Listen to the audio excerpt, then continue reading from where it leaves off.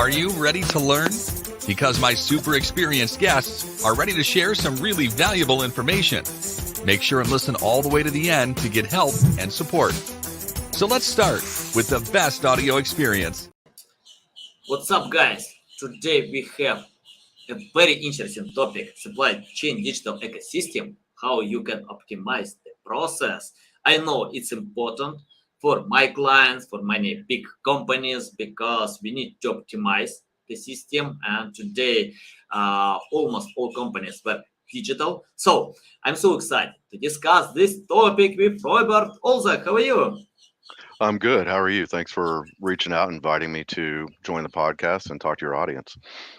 Yeah, big pleasure, big pleasure. I know it's important. I want to know more about that because even working in digital marketing, we need to have the right process because it impacts marketing results. Because if customers don't like delivery, don't like something in products, yeah, it can impact to our results. So that's why I'm so excited to learn more about that. And Robert, before we start, just tell more about yourself, experience, background, and why you decided to share with us about this important topic. Sure. Again, thank you for inviting me. My name is Robert Olszak. I'm currently the VP of Global Supply Chain Optimization with a reputable consulting firm. I've got about 30 years in the industry. I've held a variety of different roles, everything from chief operating officer to vice president, president.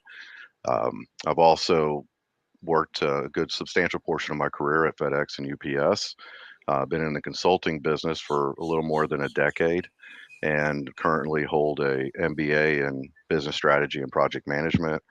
And while working in this role, I'm pursuing a PhD in global supply chain and logistics from Liberty University School of Business Administration. So um, I think the topic for today is really relevant, especially coming off the heels of COVID and what we're seeing not only in the marketplace, but with some of our clientele in terms of how they become more competitive on a global footprint, how they've become more agile, how they're able to be more resilient and responsive to supply chain disruptions, which obviously got a lot of visibility during, the 2.5, 3 years of COVID. And then, just really where is the future and what are the trends um, pointing to over the next, 5 to 7 to 10 years in terms of supply chain and the digital capabilities within that. Nice, nice. I love your experience. Awesome, awesome. Okay, let's learn more about that. Can you tell where to start? For example, if we have supply, if we have the process that works, but how to optimize, how to improve speed, quality of this service. Any insights, tips about brainstorming the working process to make it better? Right. So I would say, and again, you've probably seen this in a lot of literature, whether it be industry, trade publications, statistical research, or scholarly articles. Um, for a lot of organizations, especially in the retail or consumer space, they're chasing Amazon, right? Amazon Mhm. created this environment where it gave the consumer a certain amount of intelligence to say when they place an order, they can track that package from the point the order is placed all the way to the time it's delivered to their front door. FedEx and UPS and other large carriers have been doing this for a while as well in terms of creating that real-time visibility. So all of this goes into the customer experience. As new entrants into the market or as companies become more consolidated through mergers and acquisitions, we see an increased need for not only the speed of the network, but the real-time visibility over products, whether it be finished goods, raw materials, and more importantly, how as the supply chain on a global scale becomes a little bit more decentralized, how does information and data flow? What is the upside or importance of having that real-time visibility to better manage the business? And if you look at the current situation that we're in now with the, let's call it the economic instability and potential volatility of a recession, it becomes even more imperative that large organizations and business leaders have that intuitive insight and that artificial intelligence and on-demand reporting in terms of data capabilities to better manage the business, whether it be working capital allocation, resource allocation, or just really taking the full capabilities of the system and the network infrastructure to better drive the customer experience and remain competitive in the market. Yeah, yeah, I agree. By the way, I love AI tools. It doesn't mean that AI can replace a manual job. Yeah, it can replace some manual job. That's okay. It helps to save time, to optimize the process. But I don't rely 100% to AI tools. We need to edit, to check out, to analyze how it works, to relate, I don't know, like to our experience. Now, for example, I usually use for generating text, for creating pictures, for creating structure, but it's better to check out manually because it's not golden button. And I spoke with many experts who use AI on their tools, for example, for Amazon prices, for stock predictions. By the way, yeah, once I decided to believe, to trust AI prediction. I bought stock price and that was down a lot. So after that, I decided, no way, I will never listen to AI prediction, on stock price. Okay, let's talk about consultancy. You have a huge experience on that. And I found in marketing, we have the issue to tell our customers what to do, or how to choose priorities, what it's important to do, because when companies have many other tasks to do, they're busy. And according to a few studies, companies usually implement 40% of all tips. No, so 60% are ignored. Probably of focusing, probably of have no resources. Any insights? Can you tell how to tell customers that it's important, how to transfer data, that we need to do it? Because if you create a list, of course you got payment for your consultancy, but you want to cooperate with a customer longer. So your customer needs to get results from your service to cooperate and retain longer. Any insights how to explain that it's important, please do it, spend time with that, invest some resources. So any insights how to teach in the right way?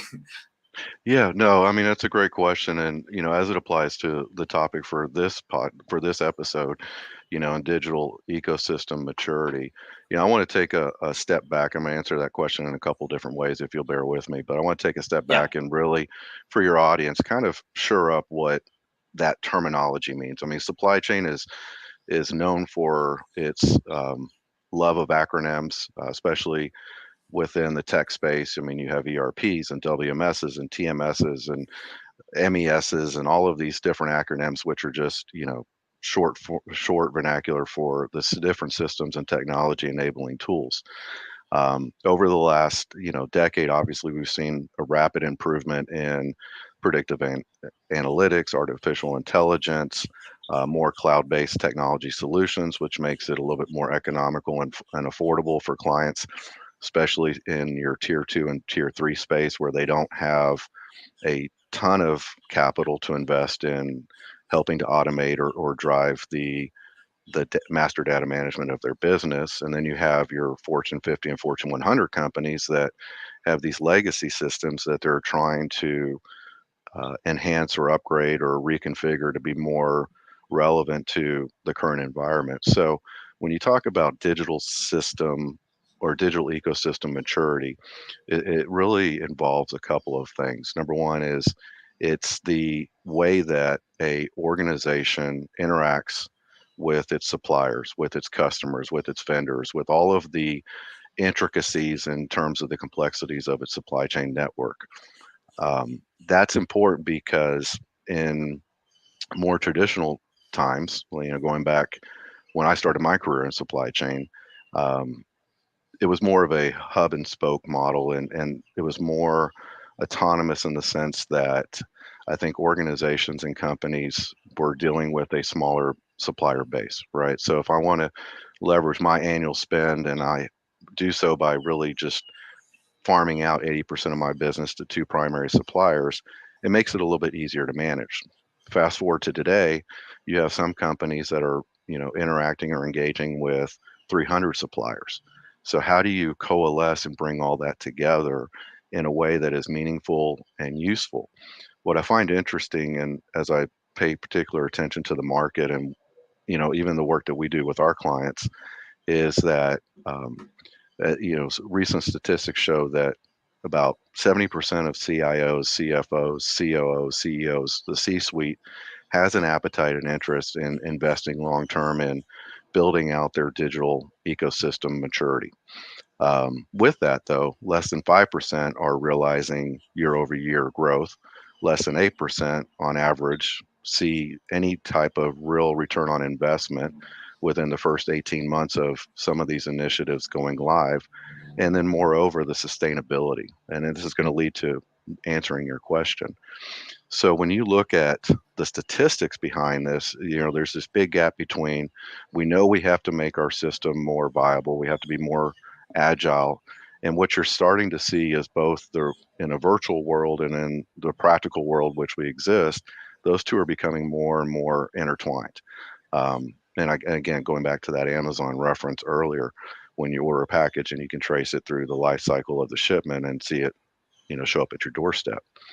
The way that our firm, RGP, which I'm very proud to represent, works with clients, and to answer your question more specifically around how do we help our clients not only realize the benefit of this, but moreover understand how to execute it and how to maintain it and sustain it. We're living in interesting times because out of COVID, the work environment shifted. We see a lot more remote workers. We see a lot more hybrid work environments where maybe you have segments of your business that are on site for 2 or 3 days a week, or rotating shifts or schedules. We also see a larger displaced workforce, going back to that remote environment. So that creates a new kind of complexity to the way, even within an organization, the workforce interacts with one another. I'm sure you can attest to this. It used to be very easy to be in an office, walk away from your cubicle, go down the hall and talk to a peer and, sort through a problem, right? Now we're doing that through Teams and Zoom and other virtual platforms, or very reliant on just data flow within the system. So you add in that complexity, then you add in the complexity of customer demand and customer experience, and then you add in the complexity of cost management. It really creates the perfect storm, which reaffirms this need to develop maturity within your digital ecosystem, specifically in the world of supply chain. And I'm talking supply chain from, procurement, order management, all the way down to manufacturing, distribution, logistics, final mile delivery. The way that we help clients realize the return on investment and the potential from this is we're much more an execution-oriented firm. A lot of times when we partner with clients, the strategy is already formulated. That may have been done internally or through another consulting arm. And then when we come into the fold, it's usually to help drive the execution of that strategy, specifically within the supply chain, technology, and digital space. And what we've seen is that a lot of organizations lack the either internal intelligence, resource capabilities, or just that diversity of experience. So unfortunately, I think another interesting dynamic in this conversation is we're starting to see older generations reach retirement. It's not like growing up. I mean, I was exposed to, my grandfather worked for the same company, actually owned his own company, worked for the same company for, more than 40 years. We don't see that anymore. So as turnover and attrition becomes much higher, as the new generation tends to be more receptive to job hopping, you lose some of that tribal knowledge, you lose some of that intelligence that the organization has from a cultural standpoint. This creates a unique opportunity for third-party consultancies to come in and take, industry agnostic subject matter experts, and in particular within our firm that, have, just like myself, 25, 30 years experience, and accelerate the implementation of these initiatives. when you're able to execute and prove the sustainability of that initiative, both from a strategy perspective and just in terms of the way it relates to people, process, and systems within the workspace, you start to harness a greater buy-in. And when you have that buy-in and that top-down leadership support, then it takes it becomes it takes it becomes it creates fruition, right? It becomes commonplace. It's not the flavor of the month or just a passing initiative that in 6 months, the focus is going to be redirected somewhere else. So from a consulting standpoint, we're always focusing on the return on investment, really being a seamless partner to our clientele to show them that we're acting as an extension of their organization, not necessarily a third party, and proving out the concepts or the strategies that they're putting forward. I'll pause there. Nice, awesome. Yeah. Okay, let's talk about ROI, about return on investment. Can you tell how to calculate this data? Because you mentioned many times about return on investment, and I think when companies are going to invest money to something, they wanna know what kind of money they can get back. Like to invest $1 to get $2 back. So any tips how to calculate this ROI, and how is accurate in the future this calculation? Yeah, so I was reading an article recently where it said, this domain on a global footprint between now and 2028 could exceed like $6 trillion in market capital. So that lends a lot of opportunity, not only for tech companies that are supplying these solutions, but for companies that can take advantage of the solutions. I too often, when I sit down and talk with CFOs or CIOs or CEOs, for example, they're easily persuaded by, what is newest, greatest, what is the best on the market, right? And what I would caution, senior leaders or executives of organizations to be cognizant of is just because a reputable third-party company says that this particular software solution or technology tool is the best in the market doesn't necessarily mean it's the best in the market for you as an organization, right? It has to not only accommodate your current environment, but it has to lend to being scalable for future growth. Having said all of that, the ROI is articulated through not only the immediate improvements, whether it be reducing operating overhead, maybe eliminating some waste within the business, providing better data or data accuracy or data intelligence to make informed decisions. Let's look at it from a distribution and logistics perspective. We've seen time and time again many scenarios where a company will implement a TMS and there's some sort of residual benefit that immediately is captured that can go to the bottom line. But it's in the sustainability and the adoption and the overall functionality and capabilities of that system long term that's going to create an added benefit. Case in point, I was just on a call yesterday with the CEO of a company, and they had been contacted by a third-party logistics provider that had pitched a managed service solutions option through a TMS capability. They quantified it at $1 million savings annualized. That is not, although that is a potential savings, that's not a realized savings, because a lot of times the reason companies don't find or capture the full ROI on these types of investments is because they lack the infrastructure resources, knowledge, skills, expertise to stand up these new systems. And I'll be first to tell you, I'm sure as many of my colleagues would, a technology or a system implementation in and of itself without the foundational principles associated with operational efficiencies, process standardization, process engineering, having all of those things embedded, you're never going to really fully capture that ROI. So from an RGP perspective, and what we do with clients is really it's the execution, the implementation, the post hypercare support that we provide to our clients based on the various different technology solutions that exist that helps them realize that ROI so that they're able to take full advantage of the system capabilities faster, creating more market competitiveness, less risk and exposure, and being able to really drive the business the way they intended. I tried to count how many times you mentioned the word execution and implementation. Many times, and I lost my count. So let's talk about this terminology now. I know, for example, when we have a plan, what we can do. And when you are going to do or started to do, you can get some challenges, pitfalls, many things, because different CRM, different process. So can you tell how you decide these challenges that you might see because of changing the process of others? The process works, but you need to optimize to get much better process, better results. Any insights about the right implementation?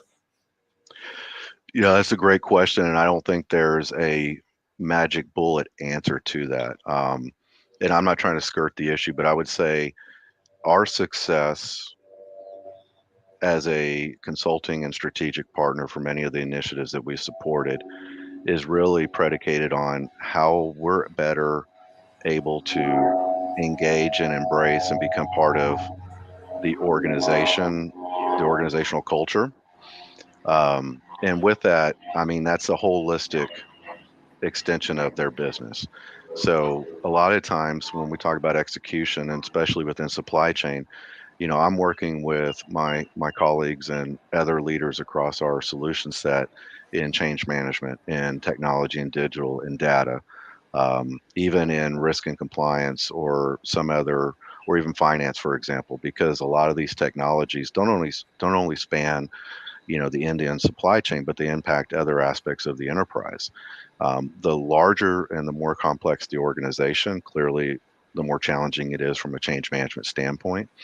But from a leadership perspective, I believe the success of execution, the stand-up of these types of efforts and initiatives, first off, I would say that CEOs or the C-suite has to be realistic in its expectations.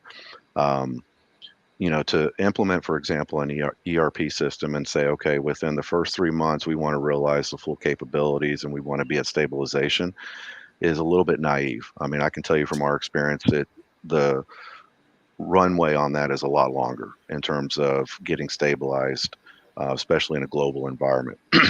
So I think realistic expectations is a big part of that, and not applying undue pressure in areas to drive operational efficiency or immediate cost savings, to allow, just like a lot of other aspects of the business, to allow it to evolve and mature over time, affording your workforce to help drive both the efficiencies and the other aspects of a technology implementation, for example.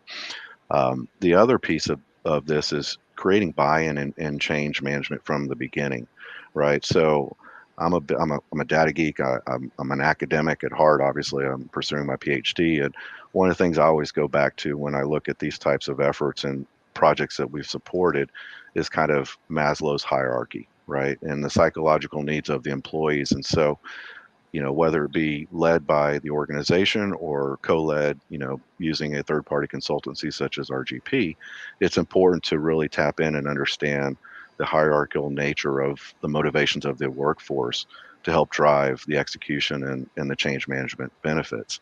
The other piece is really having a sound governance oversight board to these larger initiatives, especially when they're involving, multiple aspects of the business. And then project management. I think, and a lot of times this is another way that, from as a consulting firm, that we help our clients, is because they don't have a formalized EPMO or PMO office in an organization.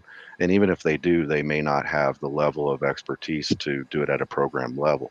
So a lot of times we can jump right in and provide them that immediate industry expertise, and having consultants that are backed with PMP certifications and really understand and have led large PMO type initiatives, program management office initiatives for major corporations. And so those three elements, I think, really help to navigate some of the pitfalls that companies experience as they go through the change management process or adoption of a new technology. And we're able to help augment their teams and really drive um, attainment of those goals through applications of those various concepts. Yeah, awesome, awesome. Okay, let's talk about the quote that I can see on your company profile, RGP to the power of human. You know, Mhm. can you explain what does it mean? You know, because it's like broad term, but I can feel that it's deep meaning here. Any insights about this quote? Yeah, I'll be quite honest with you. I've worked for a lot of corporations, both as a permanent employee and from a consulting perspective. And one of the things that I've enjoyed about RGP, and one of the things that I think keeps me at RGP, for example, is just the wealth of knowledge and talent that we have across our global footprint. I mean, we operate in 48 countries.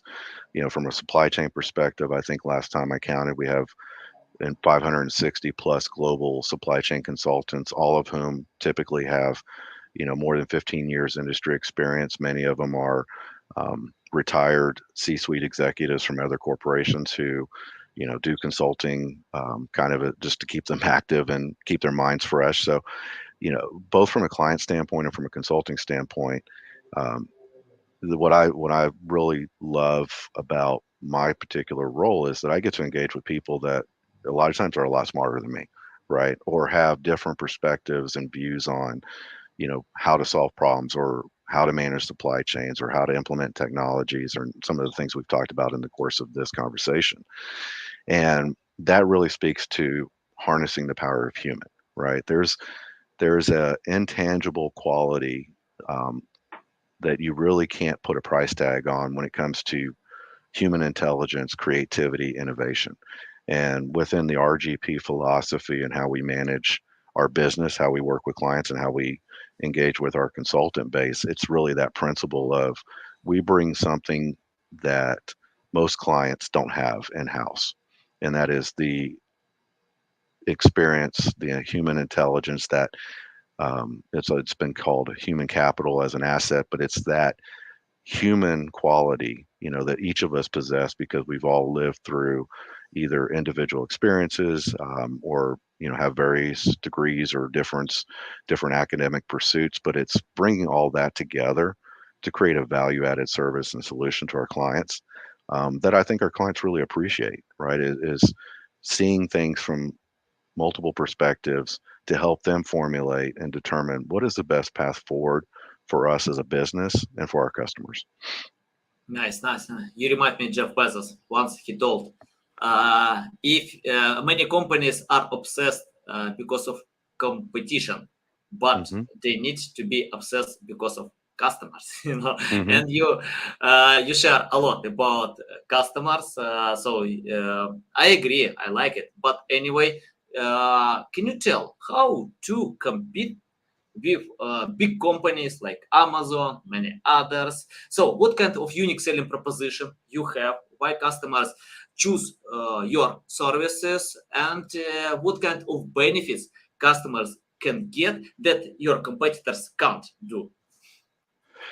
Yeah. So again, from a consulting perspective, we have the privilege of working with Fortune 50, Fortune 100 companies. I mean, we work with a lot of private equity firms. We've worked with pre-revenue startup companies. So, I mean, we have a very diverse portfolio of clientele.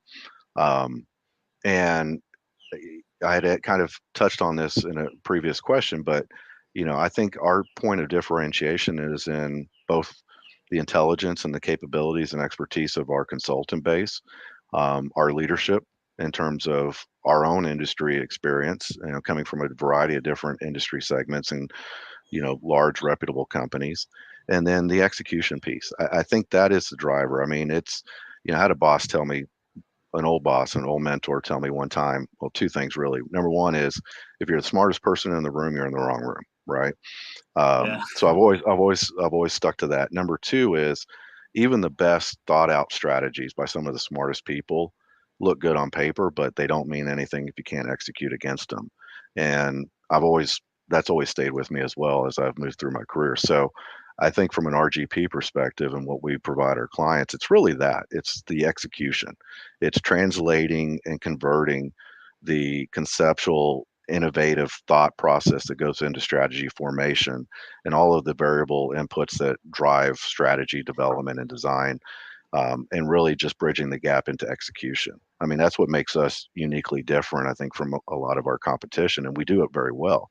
Now, having said that, there are a number of different clients we work with and a number of different projects that we take on where we are working with other consultancies, and we may be playing a particular role in a project. So, I'm very proud of the way that we're able to operate, and we always call it playing in the sandbox with other firms.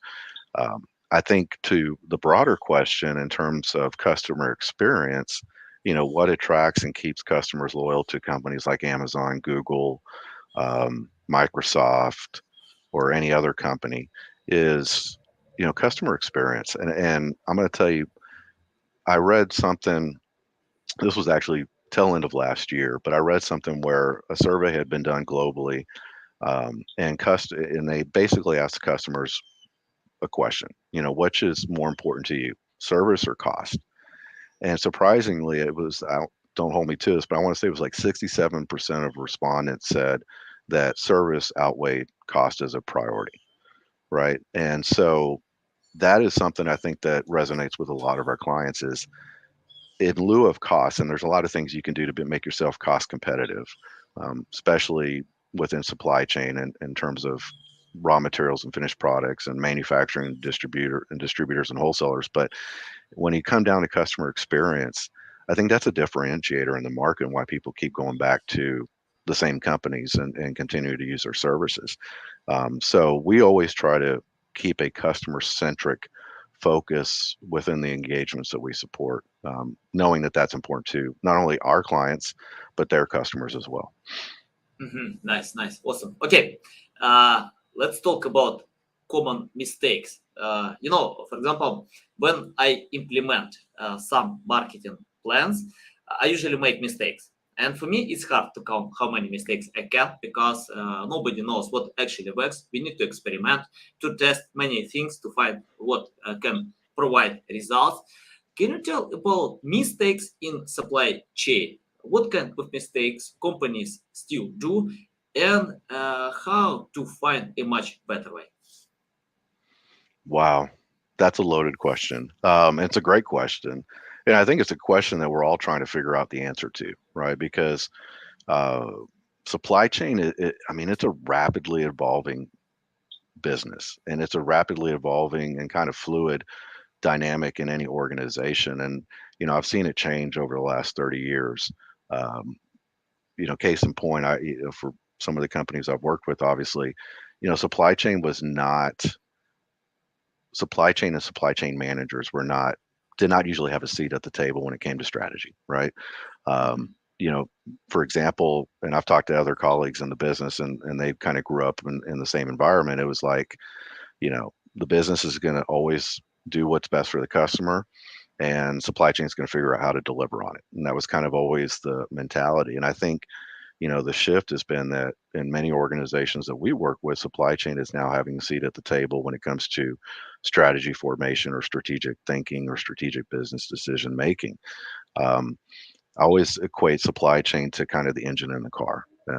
All of your other business functions kind of assemble the car, but the car can't go anywhere if you don't have the engine. And supply chain, I think, in today's world is that engine that drives business and drives profitability and drives customer experience and efficiencies, because whether you're a financial institution or you're a retail consumer, every business has supply chain.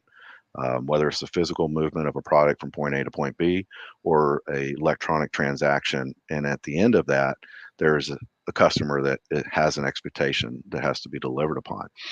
So having said all of that, I think we make mistakes every day. I think, going back to COVID, a lot of the mistakes that organizations and supply chain managers had historically been making, based on traditional modes of thought and, you know, proven principles within supply chain management, really got spotlighted during COVID. And so I think everybody's rethinking a little bit on what does the future look like, and especially as technology increases and continues to become more prevalent as a driver within this business. What does that mean for our workforce? What does that mean for how we look at solving everyday business problems? I would say the most common mistakes that I often see is a reliance on, well, we've always done it this way. It's worked in the past, and we're going to continue to do it this way. And Mhm. that can be applied to a lot of different elements within the supply chain, obviously. But I think that fundamental kind of closed mindset is probably one of the things that holds leaders back from really tapping into how can we become more creative? How can we become more innovative? How can we take full advantage of all the things that we have at our fingertips today, to become a more agile, more functional, more responsive, more efficient supply chain network, or just business in general, whichever industry you're in, or regardless of the size of the business. Yeah, awesome, awesome. Okay, Robert, let's leave your company. Let's talk more about your experience. Sure. The reason why I'm asking about that, I have many students in my network who wanna learn something new, who wanna jump and on different directions. And let's imagine you started from scratch without any experience, knowledge, skills. What will you do today to learn more about supply chain and to become PhD candidate in one sunny day? Yeah, no, that's a great question. I mean, I have adult children, some of which have graduated college, some that are still pursuing their degrees. Um, and I think that my response to that question applies to whether you're an 18-year-old kid about to embark on your college journey or your career, or you're, a 40 something who's on the back end of your career. I've always clung to the idea that it's important to be a student of the profession. Um, Again, when I started in this industry 30 years ago, it's what it was then to what it is today is drastically different. And I think that I've been able, from a personal standpoint, to remain relevant because I've always treated myself as a student of the business. And that means, whether it be continuing education through academic pursuits, on the job training, pushing myself to be stretched beyond my limits, do things that where maybe I didn't have a ton of experience, but I branched out and learned, kind of on the fly or very quickly, or just the constant reading of industry publications, trade articles, literature reviews, statistical information. I think knowledge is power, and understanding, what is going on within the industry, understanding, and it doesn't have to be supply chain, mind you. Speaking to a broader context, if I want to be a lawyer, if I want to go into financial services, or I want to be a pharmacist, whatever your passion is, you know, always be committed to continuous learning. I was having a conversation um, with a friend of mine a while back, and we got onto the conversation of experts, and I always frown from that term. And but I see it a lot on LinkedIn. I see it a lot on social media. You see it in the news, and I always pause and frown a little bit because if I can call myself an expert, I feel like that gives the impression there's nothing else to learn. And I think we all have something to learn. So to those that are starting out wanting to accelerate their contribution to a corporation, or those who have entrepreneurial pursuits and want to go into business for themselves, I'd say learn as much as you can, as fast as you can, and don't be afraid to fail. I can tell you some of my best wins in both my career, having run my own company, comes from failing. And I know it sounds a little Yeah. cliche, and I forgot who said it, but fail fast, fail often, and move on. I think that's going to help you more than a lot of other things. Yeah, I agree. I couldn't agree more because failing only brings a new experience, nothing else. I remember when Shaquille O'Neal replied to this question, and someone asked him what he thinks about failing, and he told he doesn't feel failing is failing. He feels like it's education, and when he starts something new, he always fails. Always, you can't avoid failure, but you can learn from that and go ahead. So any education, any school, any course can't tell you what to do. But when you implement, when you start from generic methods, when you adapt to your challenges, then you can change and test many different things. So failing is part of the process, you know. And Yeah, Robert, I have the final question about sure. the future. Let's predict the future in supply chain. Many things are coming, metaverse, I don't know, name them. So we'll see. I don't know how it looks.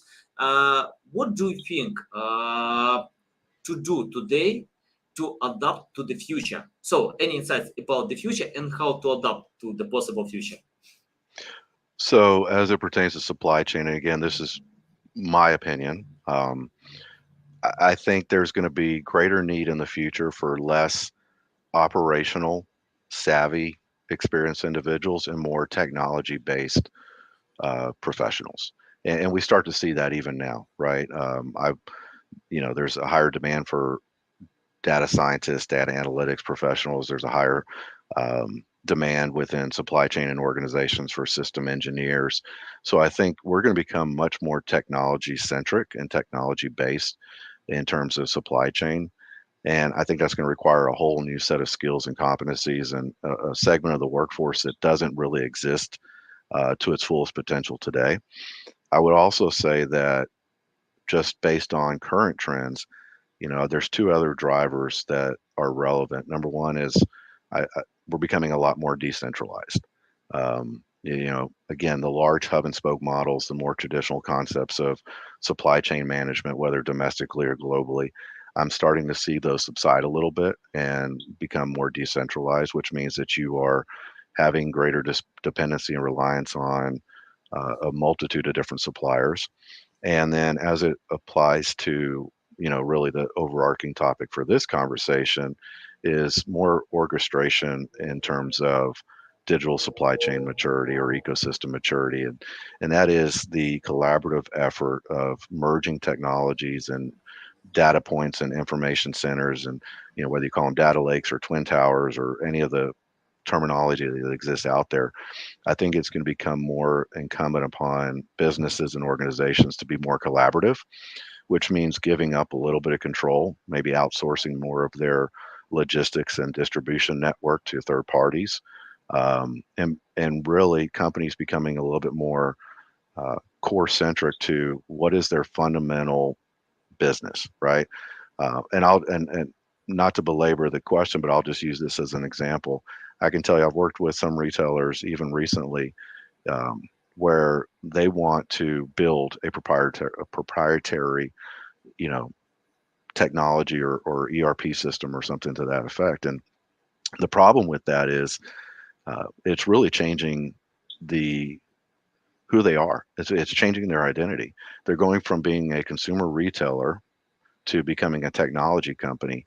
And although there may be some benefit to that, but I would personally question that philosophy. So I think, having said all of that, I think there's going to be a lot of interesting changes over the next several years and several decades. But at the end of the day, I would say, more reliance on technology-driven roles and responsibilities within supply chain and organizations, more decentralized kind of supply chain networks, and greater dependency on more broader collaborative third-party relationships to drive the business. Nice, valuable, so valuable, Robert. It's a big pleasure to get on the show to learn from you. Tell our audience the best way how to keep learning from you, how to follow you, and how to reach out to you. Yeah, I'd be happy to. So, I would just say, hopefully this will show up. This will be posted on LinkedIn. Obviously, connect with me on LinkedIn. I think that's the best way to contact me. Obviously, you can visit rgp.com and take a look at our insight page for thought leadership articles and other content. But again, I appreciate the opportunity to talk to your audience, answer your questions. I thought it was a great conversation, and I'm really blessed to have had this opportunity to speak with you. So I appreciate it. Awesome, awesome. Okay, guys, you can find the links to Robert LinkedIn profile in the description below. You can find a website, so open website, keep learning. other services. Thanks again, a big pleasure. Love all your insights, so valuable for me. I'm pretty sure for my audience as well. Guys, thanks a lot for watching and listening us.